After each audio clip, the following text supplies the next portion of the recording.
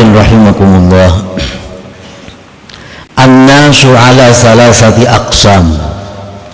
Manusia terbagi 3 kelompok. Kelompok yang pertama disebut ahlus shimal,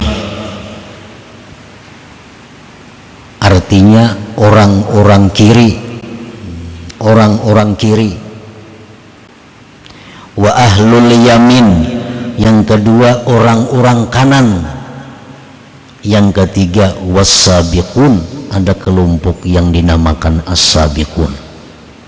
Nah, jadi manusia ini seluruhnya kada lepas daripada 3 kelompok itu. Ada orang kiri, ada orang kanan, ada orang yang cepat, yang melaju, as-sabiqun. Amma ahlu shimal fala kalama alaihim idla iqbala lahum ala Allahi asla. Adapun kelompok kiri, orang-orang kiri, fala kalama alaihim, itu kada perlu dibicarakan, karena mereka itu tidak berhadap kepada Allah sama sekali. Itu kada perlu diuraikan. Ini orang yang diperbudak oleh hawa nafsunya, diperbudak oleh duniawinya. Tujuannya adalah semata-mata untuk mencapai kesenangan dunia.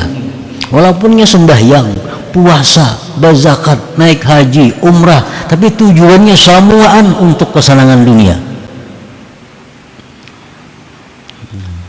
Ingin sembahyang, tujuannya supaya awak sihat.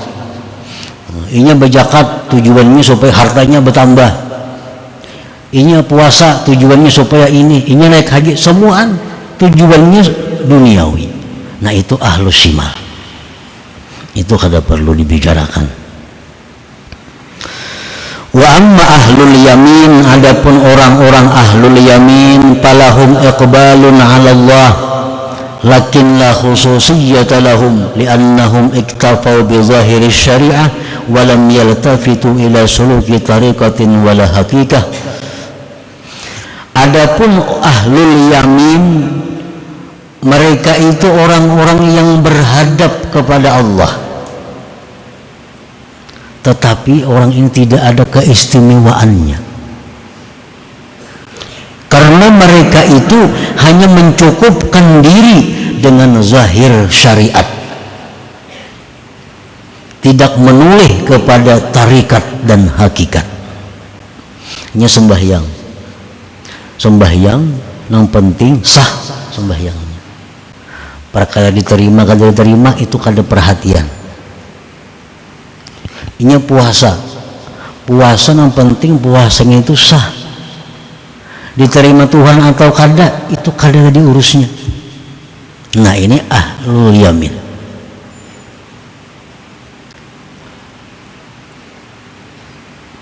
Ini kada menggali sembahyang itu kayak apa cara supaya murni bersih. Inya kadang menggali apa hakikat dari sembahyang itu. Kan sembahyang itu ada tarikah, sembahyang itu ada caranya agar sembahyang ini menjadi sembahyang yang sampai kepada Allah. Sembahyang itu ada hakikatnya, yang bila mana kita mengetahui hakikat sembahyang, kita akan menjadi orang yang dekat dengan Allah. Nah, hakikat sembahyang, Nabi paling rajin sembahyang, sahabat rajin-rajin sembahyang. Nah, mereka itu sembahyang adalah mengetahui hakikatnya. Salah satu hakikat sembahyang itu adalah tanha anil fahsya wal munkar. Nah, sembahyang itu salah satu hakikatnya adalah mencegah seseorang dari perbuatan buruk, perbuatan mungkar. Itu sembahyang. Sembahyang itu hakikatnya adalah agar kita ini mencegah kemungkaran, menyuruh kebaikan. Nah, menyuruh kebaikan, mencegah kemungkaran, itu adalah akhlaknya Allah. Akhlaknya Allah. Kan Allah tuh mengajak kita kebaikan. Allah mengajak kita untuk berbuat baik. menjauhi yang munkar. Nah, kalau kita sembahyang itu dengan benar, maka hakikat sembahyang itu akan menjadikan diri kita ini mencegah yang munkar, menyuruh yang ma'ruf. Berarti akhlak kita ini berdekatan dengan akhlaknya Allah Subhanahu wa ta'ala. Itu salah satu hakikatnya sembahyang. Sembahyang itu sendiri kadang mendekatkan kita kepada Allah. Sembahyang itu sendiri kadang mendekatkan kita kepada Allah. Yang mendekatkan kita kepada Allah adalah hakikat sembahyang itu, menjadikan diri kita ini berakhlak sama dengan akhlaknya Allah. Nah, orang ahlul yaminnya kada tahu urusan itu. Pentingnya sembahyang, pentingnya puasa, nya kada tahu hakikat itu macam apa, kada tahu. Nah, orang ahlul yamin ini walaupun berhadap kepada Allah, tapi tidak ada khususiyah, tidak ada keistimewaan bagi mereka. Wa ammas sabiqun, adapun orang-orang sabiqun. Nah, ini yang kita bicarakan. Orang-orang sabiqun ini ala kismain, dua macam. Kismun aqbala 'ala Allah bin ni'am fastaka ila ma'rifatil mun'im faja'ala an-ni'ama wasilatan ila al-wusul fa'ahabbahu wa arrafah. Yang pertama adalah orang-orang yang berhadap kepada Allah, beribadah kepada Allah dengan nikmat. Nah, dengan nikmat. Dia menerima nikmat-nikmat Allah setiap hari. Lalu dia rindu, hendak tahu siapa yang memberi nikmat ini.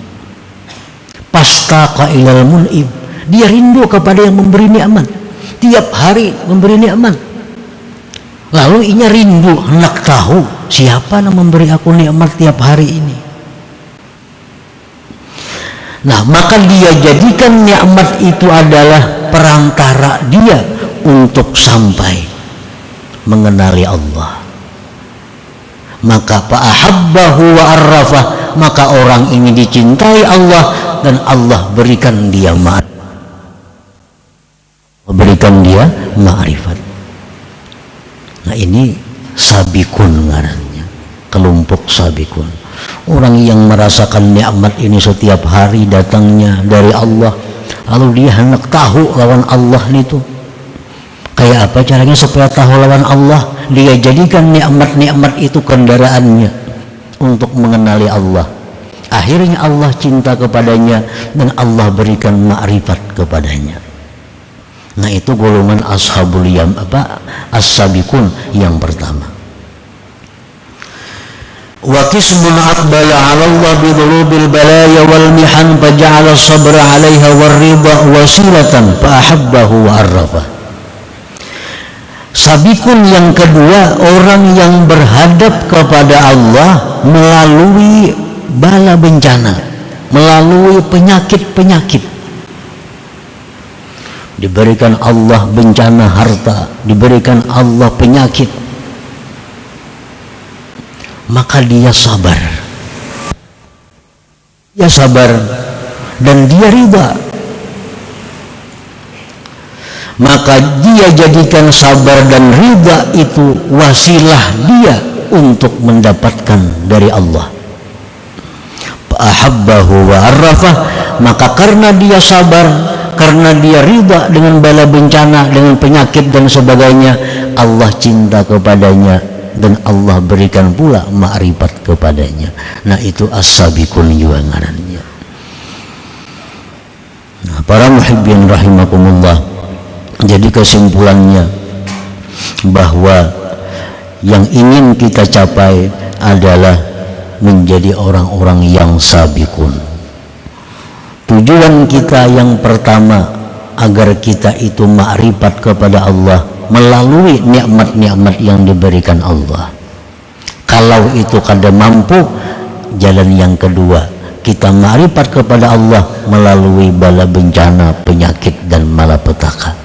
Yang penting intinya adalah fa'ahabbahu wa arrafah, Allah cinta kepada kita dan Allah berikan ma'rifat kepada kita, baik jalan nikmat atau jalan nikmah, jalan bencana atau malapetaka.